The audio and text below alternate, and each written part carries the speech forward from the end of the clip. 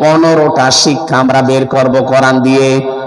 6টা জিনিসের প্রতি আল্লাহ বলেন আমি তামাম দুনিয়ার মানুষের ভেতরে আসক্তি তৈরি করে দিয়েছি, আর এই আসক্তি গুলো যদি আকর্ষণকে বিকর্ষণে পরিণত করে জীবন চালাতে পারে, 3টা পুরস্কার আমি তার জন্য ঘোষণা দিয়েছি। যাদের জন্য 3টা পুরস্কার দিলাম তাদেরকে এই পৃথিবীর জমিনে 6টা গুণ অর্জন করা লাগবে মরণের আগে। তো এই 6টা 12টা আর এদিকে 3টা কত হয় বলেন বলেন। আমরা তাফসীর মাহফিলে তাফসীর আকারে এই 15টা পয়েন্টের উপরে কোরআন আর হাদিস দিয়ে কথা বলবো ইনশাআল্লাহ। হ্যাঁ, কোরআনের উপদেশ কাদের জন্য? আল্লাহ বলেন হুদান ওয়া মাউইযাতান, পথ দেখাবে, উপদেশ গ্রহণ করতে পারবে এখান থেকে লিল মুত্তাকিন, যে মানুষগুলো সতর্ক ভদ্রলোক মুত্তাকি। আমরা মুত্তাকি মনে করি এরকম বিশাল জুব্বা গায়ে দিয়ে, এরকম পাগড়ি একটা মাথায় দিয়ে, দুনিয়ার কোনো খেয়াল নেই, শুধু আল্লাহ আখিরাত নিয়ে আছে, এরকম মানুষকে আমরা মুত্তাকি মনে করি না। মুত্তাকি শব্দের শাব্দিক অর্থ হচ্ছে সচেতন। কি বলেন তো?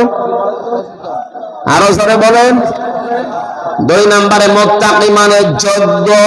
মুত্তাকি মানে কি? আপনাকে যোগ্যতা অর্জন করা লাগবে। আর 1628টা চেয়ার ছিল বাংলাদেশে, যোগ্যতা সম্পন্ন মানুষগুলো ওই জায়গায় যেতে পারে নাই। যদি অনেক চেয়ারে যোগ্যতা সম্পন্ন মানুষ ছিল, কিন্তু মানুষগুলো সৎ ছিল না। এই কারণে দেশটার 12টা বেজেছে। আমি আজকে সারাদিন বিআরটি অফিসে ছিলাম। কাওয়া কাকুজে এখান থেকে কত টাকা মারিন কাটিং করেছি, ওখানে অফিসাররা বলছিল আজকে যে মানুষ না, ওরে যদি 100 বার সবাই করা হয় তারপরে আমার গায়ে ঝাল মেটবে না।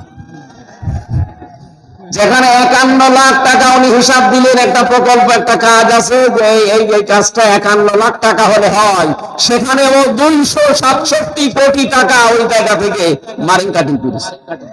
51 থেকে যদি 267 কোটি টাকা মারিন কাটিং হয়, ভালো ভালো করে বড় বড় প্রজেক্ট যেখানে বলেন মেগা প্রকল্প নাম দিয়ে মেগা ডাকাতি হয়নি। ওরা পদ্মা সেতু বানিয়ে বিশাল নাম করে, 32,000 কোটি টাকা খরচ ওইটা, অথচ এক দরবেশ 36,000 কোটি টাকা চুরি করেছে। তারপরে যারা বানিয়েছে এখন তারা প্রমাণ করেছে যে এই ব্রিজ বানাতে 32,000 কোটি না, 32,000 কোটি হলে এরকম 4টা ব্রিজ বানানো যায়। এই 15.5 বছরে প্রতি বছরে ওরা 42,000 কোটি টাকা শুধু পাচার করেছে। কেউ বেগম পাড়া, কেউ সাহেব পাড়া, কিন্তু আল্লাহ ভরেছে ওইভাবে থাকতে দেয় না কাউকে। আমি এই যে মালয়েশিয়া ছিলাম কয়েকদিন আগে, বেগম পাড়া না, এখানে সাহেব পাড়া বানিয়েছে শয়তানরা, কিন্তু থাকতে পারে না। আমি যে হোটেলে উঠি দেখি হোটেলের নিচে 2 জন চা খাচ্ছে। কি গো, এখানে হুজুর আগেই পালিয়েছে। কেন সাহেব পাড়ায় থাকবেন না? না, ওখানে থেকে মার খাবো।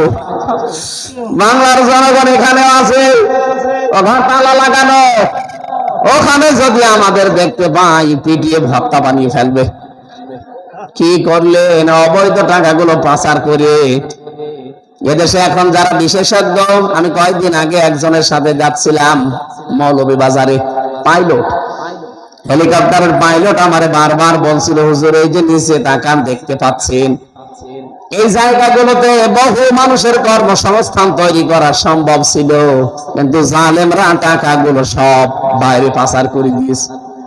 ওরা যদি টাকা বাইরে পাচার না করে শুধু এই দেশে কর্মসংস্থান তৈরি করত, 36 লাখ যুবক এখন বেকার। এরা বাইরে যে পায়খানা সাফ করে, রাস্তা পরিষ্কার করে, করা লাগতো না। এদেশের সম্মানজনক কর্মজীবন নিয়ে বেঁচে থাকতে পারত। কোনদিন এদেরকে ক্ষমতা থেকে নামা লাগতো না। 36 লাখ যুবক তাদের কর্মসংস্থান পেয়ে যেত, তাও হালাল ভাবে। শয়তানরা টাকা পাচার করে খেতেও পারে না, এখন আর দেশেও আসতে পারে না। কি করলেন আপনি? এখানে কোরআনের আজকের এই 15টা পয়েন্ট আমি মনে করব যারা সচেতন এখানে আছেন, যারা যোগ্য এবং যারা সৎ হতে চান তাদের জন্য। আল্লাহ যেন আমি সহ প্রত্যেককে সহজ ভাবে বুঝে এখান থেকে শিক্ষা নেওয়ার তৌফিক দেন।